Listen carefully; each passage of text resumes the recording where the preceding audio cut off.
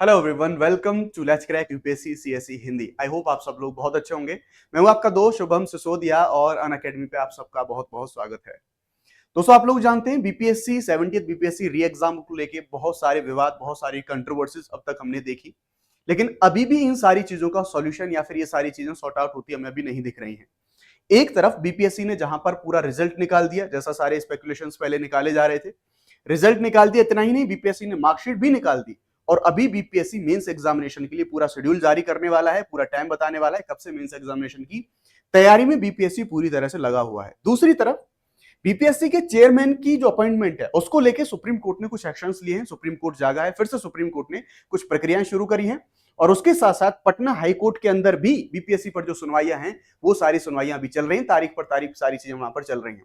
पूरे मामले को, पूरे मुद्दे को जानने की कोशिश करेंगे, क्या होने वाला है, क्या हो सकता है, क्या चीजें अभी सारी चल रही हैं, सारी समस्याओं का समाधान या फिर सारी शंकाओं का समाधान हम यहाँ पर जानने की कोशिश कर रहे होंगे। देखिए, हम लोग जानते हैं कि अभी हाल फिलहाल में ये जो काफी सारी न्यूज है कि अभी जो बीपीएससी का जो री एग्जाम को लेके जो पूरा प्रोटेस्ट है, ये प्रोटेस्ट अभी जो है बिहार के अंदर चल रहा है, पटना में प्रोटेस्ट चल रहा है। और इसी प्रोटेस्ट में अभी अगर हम देखें तो वहां पर कुछ जो तनाव है पुलिस का और जो हमारे जो एस्पिरेंट्स या फिर बाकी लोग जो प्रोटेस्ट वहां पर कर रहे हैं उनके बीच में थोड़ा सा तनाव देखने को मिला। इवन कुछ लोगों के ऊपर एफआईआर भी हुई बिकॉज ऑफ कि उनके द्वारा ऐसा आरोप लगाया गया पटना के जो डिस्ट्रिक्ट मजिस्ट्रेट है या फिर जो प्रशासन है उसके द्वारा कि जो यातायात प्रतिबंधित करने के कारण या फिर यातायात में जो कुछ समस्याएं लाने के कारण ऐसे लोगों के द्वारा एक्शन हुआ। हालांकि किसी प्रकार के लाठीचार्ज का मना यहाँ पर पूरी तरह से करा गया प्रशासन के द्वारा। यहाँ पर जैसा मैंने बताया कि बीपीएससी अपनी तैयारी में लगा हुआ है, इधर सारी चीजें चल रही हैं। अभी हाल ही में बीपीएससी ने एक दो दिन पहले ही जो अपनी मार्कशीट है उन मार्कशीट को वेबसाइट पर जो जारी करा उनके द्वारा बताया गया कि एस्पिरेंट जाके अपनी मार्कशीट वहां पर देख सकते हैं। तो इस पूरे मुद्दे को हम डिटेल में बहुत अच्छे तरीके से यहाँ पर जानने की, समझने की कोशिश करेंगे। क्या है पूरा मामला, क्या सारी चीजें हो रही हैं, क्या सारी प्रोबेबिलिटी है, संभावना पर भी हम आगे विचार कर रहे होंगे।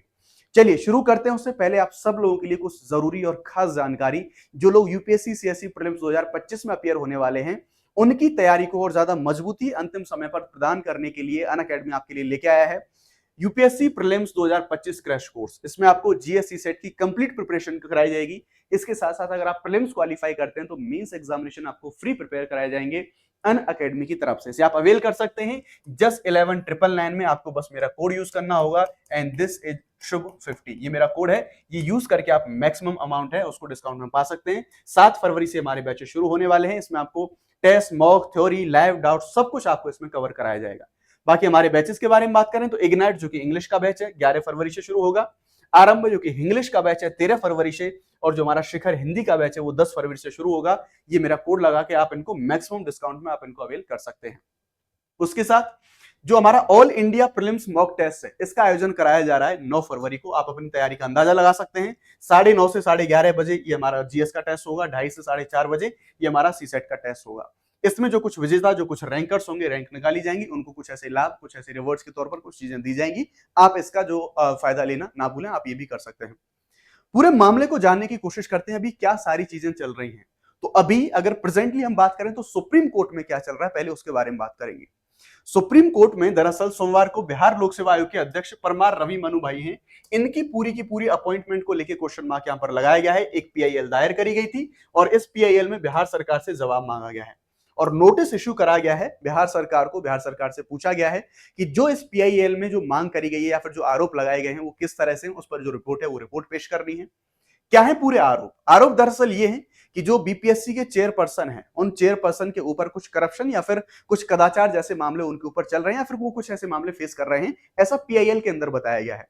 और ऐसी चीजें होते हुए भी वो बीपीएससी के पद पर हैं, जो कि हमारे संविधान आर्टिकल 316 के उल्लंघन है। जैसे न्यायमूर्ति पीएस नरसिम्हा और न्यायमूर्ति मनोज मिश्रा, इनकी पीठ ने मनु भाई की आयोग प्रमुख के रूप में इनकी जो नियुक्ति है उसको चुनौती देने वाली जो याचिका है, याचिकाकर्ता थे ब्रजेश सिंह, इनकी दलीलों पर अभी गौर करा गया। यहां पर पीठ ने जनहित याचिका को आगे बढ़ाने के लिए एक न्याय मित्र भी नियुक्त करा। न्याय मित्र यानी कि जिन्हें हम बोलते हैं एमिकस क्यूरी। एमिकस क्यूरी कौन होते हैं आप लोग जानते हैं। दरअसल यूपीएससी के बारे में आपने सुना होगा कि यूपीएससी ने भी अभी कुछ दिन पहले एमिकस क्यूरी को नियुक्त करा था। एमिकस क्यूरी होता है न्याय मित्र, यानी कि जब भी न्यायालय को किसी मामले पर गहन जांच करनी होती है तो उस गहन जांच के लिए न्यायालय किसी, जैसे कोई सीनियर एडवोकेट हुआ, कोई विशिष्ट, कोई विशेषज्ञ व्यक्ति हुआ, उस व्यक्ति को उस मामले की जांच करने के लिए अपॉइंट किया जाता है। तो उसी अपॉइंटमेंट के लिए न्यायालय ने यहाँ पे इनको नियुक्त करा गया है और ये जो पूरे मामले की जांच करेंगे, जो पीआईएल में सारे आरोप लगाए गए हैं, उसके बाद न्यायालय के सामने अपनी रिपोर्ट पेश करेंगे। साथ ही जो याचिका है इसमें 15 मार्च 2024 को नियुक्ति करी गई थी और ये नियुक्ति में बोला गया था कि केवल जो नियुक्ति होती है, हमारा आर्टिकल 316 इस चीज का प्रावधान करता है कि नियुक्ति केवल बेदाग चरित्र वाले लोगों को लोक सेवा आयोग के अध्यक्ष या फिर सदस्य के रूप में नियुक्त करने के संवैधानिक जनादेश के खिलाफ है। ये सारी चीजें हमें यहाँ पर देखने को मिलती है, जैसा मैंने अभी यहाँ पर बात करी।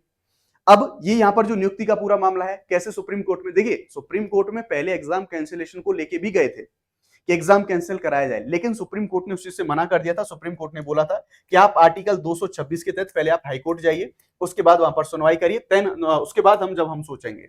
तो अभी जो पटना हाईकोर्ट में वो तो सारा मामला चल ही रहा है एग्जाम को कैंसिलेशन कराने को लेके, लेकिन अभी जो सुप्रीम कोर्ट में पूरा मामला चल रहा है, सुप्रीम कोर्ट ने जिस पीआईएल के लिए जवाब मांगा है वो है बीपीएससी के चेयरमैन की जो नियुक्ति है, जो उनकी अपॉइंटमेंट है, उससे संबंध में सारी चीजें यहाँ पर चल रही हैं। इस पीआईएल में क्या इनके ऊपर आरोप लगाया गया था? पीआईएल में आरोप था कि बिहार का जो सतर्कता ब्यूरो है, इसके द्वारा जो दर्ज करी गई कथित भ्रष्टाचार मामले में ये आरोपी थे और मामला ये जो था पटना के एक विशेष जज थे, उनके सामने पूरा मामला लंबित था। भ्रष्टाचार और जालसाजी के अपराध को अंजाम देने के गंभीर ऐसे आरोपों का सामना ये बीपीएससी के जो अध्यक्ष हैं वो कर रहे हैं और वो इस जो उनकी ईमानदारी संदिग्ध है, इसलिए उन्हें बीपीएससी के अध्यक्ष नियुक्त नहीं किया जाना चाहिए, ऐसा इस पीआईएल के अंदर यहां पर बोला गया है। और जैसा मैंने बताया कि आर्टिकल 316 भारतीय संविधान का ये कहता है क्लियरली कि बीपीएससी का या फिर किसी भी लोक सेवा आयोग का जो अध्यक्ष होगा, जो सदस्य होगा, वो पूरी तरह से बेदाग होना चाहिए, किसी भी प्रकार का कैसा भी उनके ऊपर कोई आरोप नहीं होना चाहिए। जबकि ये सारे मामले इनके ऊपर देखने को मिले तो सीधी सी बात है, इनकी जो पूरी की पूरी अपॉइंटमेंट है वो पूरी की पूरी अपॉइंटमेंट ही यहाँ पर हमें खतरे में देखने को मिल रही है। अब ये तो बात आ जाती है यहाँ पर जो सुप्रीम कोर्ट की, जैसा मैंने बताया कि जो नियुक्ति के लिए जो याचिका है, जो ये याचिका पर सुनवाई करते हुए बीपीएससी के जो चेयरपर्सन थे, उन चेयरपर्सन के खिलाफ में जो नोटिस है या फिर जो बिहार सरकार से जवाब मांगा गया सुप्रीम कोर्ट के द्वारा। अब इतना यहाँ पर जो हमने जो एमिकस क्यूरी के बारे में बात करी, एमिकस क्यूरी जो है वो नियुक्त करे गए थे। अब वो यहाँ पर मांग क्या है, इस पीआईएल में मांग है कि अवैध और शून्य घोषित कर दिया जाए इनकी जो पूरी की पूरी अपॉइंटमेंट है। अब हम बात कर लेते हैं हाईकोर्ट के अंदर क्या मामला चल रहा है। जैसा मैंने बताया 13 दिसंबर और 4 तारीख को, जो 4 जनवरी को जो पूरा री एग्जाम हुआ था, उस री एग्जाम को शून्य घोषित कराने के लिए या फिर री एग्जाम की मांग करने के लिए ये जो पूरा मामला है सुप्रीम कोर्ट में गए थे। सुप्रीम कोर्ट ने बोला था आर्टिकल 226 यानी रिट के तहत आप हाईकोर्ट में जाइए और हाईकोर्ट से पहले इस मामले को सुनिए। हाईकोर्ट में गया मामला, हाईकोर्ट ने सुना। अब हाईकोर्ट ने 16 जनवरी की डेट रखी थी इस पूरे मामले पर। दरअसल 16 जनवरी का पूरा टाइम दिया गया था कोर्ट के द्वारा कि भाई जो आरोप सारे बीपीएससी के ऊपर लगाए गए हैं, बीपीएससी पूरी रिपोर्ट और पूरा जमा या फिर पूरे जो सबूत हैं उनको पेश करे कोर्ट में। इसके बाद ये जो डेट है 31 जनवरी इसको घोषित कर दिया गया। 31 जनवरी यानी कि जज साहब जो नहीं आ पाए तो 31 जनवरी, लेकिन अगेन अब इसको 4 फरवरी घोषित कर दिया गया। 4 फरवरी को भी जज साहब अपनी छुट्टी पर, मतलब छुट्टी पर थे, अपनी कार्रवाई में उन्होंने हिस्सा नहीं लिया। तो तारीख पे तारीख ऐसी सारी चीजें चलती जा रही हैं और अभी भी ये जो मामला है, अभी मामला पूरा हाईकोर्ट के अंदर है।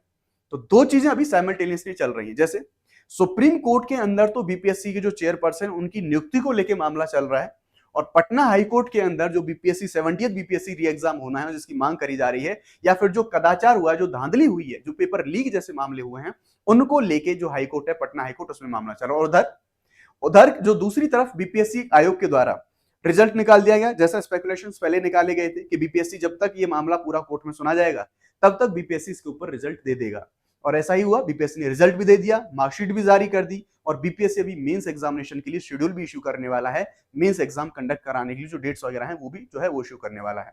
ये सारी चीजें अगर देखिए, अगर जो अध्यक्ष हैं उनके ऊपर जो मामला चल रहा है, अगर कोर्ट उनके मामले में कोई ऐसा निर्णय देता है तो भी एग्जाम प्रभावित हो सकता है। दूसरा, अगर पटना हाईकोर्ट में जिस दिन भी मामले की सुनवाई होती है तो उस दिन भी इस एग्जाम के मामले में कोई भी कैसा भी डिसरप्शन हो सकता है। लेकिन ध्यान रखेंगे, जिन लोगों का भी प्रीलिम्स क्वालिफाई हुआ है उन लोगों को ध्यान रखना होगा। ये सारी चीजें जो चल रही हैं वो चलती रहेंगी, लेकिन हाँ, आपको मेंस एग्जामिनेशन के लिए शेड्यूल कभी भी मिल सकता है, तो आप मेंस एग्जामिनेशन के लिए प्रिपेयर रहें, प्रिपेयर करते रहें। अब जैसा भी कोर्ट बोलेगा वो चेंजेस सबके लिए होंगे, तो तब भी चेंजेस हो जाएंगे, लेकिन हाँ, आप एग्जाम की तैयारी में कंटिन्यूसली लगे रहें, तैयारी करते रहें।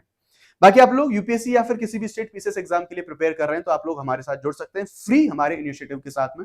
इसी यूट्यूब चैनल पर मेरे द्वारा एनसीईआरटी जिस सीरीज यानी कि 6 से लेके 12 तक जो एनसीईआरटी है उसको कवर कराया जा रहा है पॉलिटी को। जैसे मान लीजिए आप फेडरलिज्म पढ़ रहे हैं तो फेडरलिज्म 9th-10th की एनसीईआरटी में भी है, 11th की एनसीईआरटी में भी है। आपको वहां पर बिखराव होता है, अलग अलग चीजें पढ़नी होती है, लेकिन इस सीरीज में हम सारी चीजों को एक ही जगह कंपाइल करके to the point exam approach से यहाँ पर पढ़ने और पढ़ाने वाले हैं। तो आप इसका लाभ जरूर उठाएं, चैनल को सब्सक्राइब करें और हमारे साथ में आप इस फ्री सीरीज में जरूर जुड़ें। बाकी आप मुझे डायरेक्टली टेलीग्राम से मेरे साथ जुड़ सकते हैं, इसका लिंक आपको हमारी वीडियो के डिस्क्रिप्शन में मिल जाएगा।